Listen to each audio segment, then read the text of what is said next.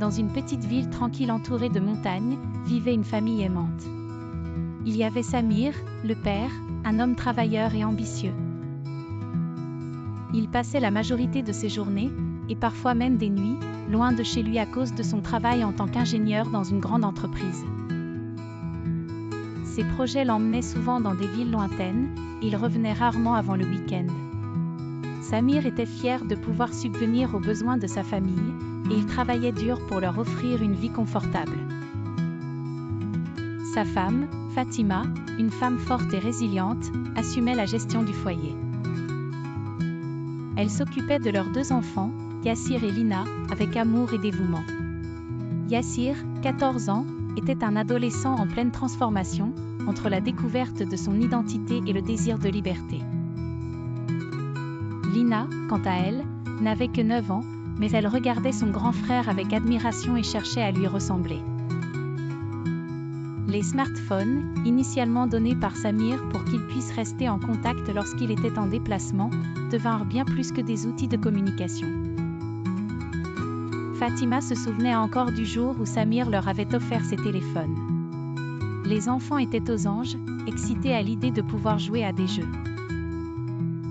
discuter avec leurs amis et explorer ce monde numérique qui leur semblait infini.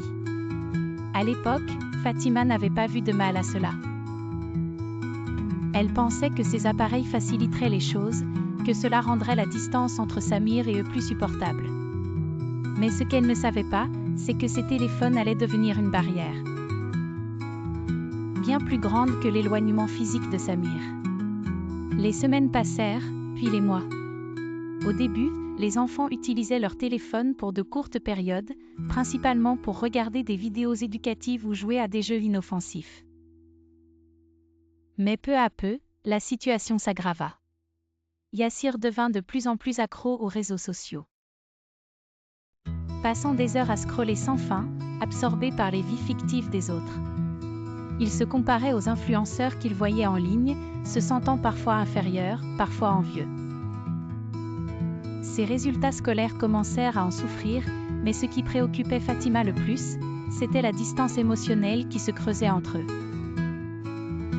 Yassir n'était plus le garçon joyeux qui partageait avec enthousiasme ses aventures quotidiennes. Il s'enfermait de plus en plus dans sa chambre, refusant de parler à sa mère ou à sa petite sœur. Les repas, autrefois des moments d'échange et de rire, étaient désormais des moments de silence, interrompus seulement par le bruit des notifications.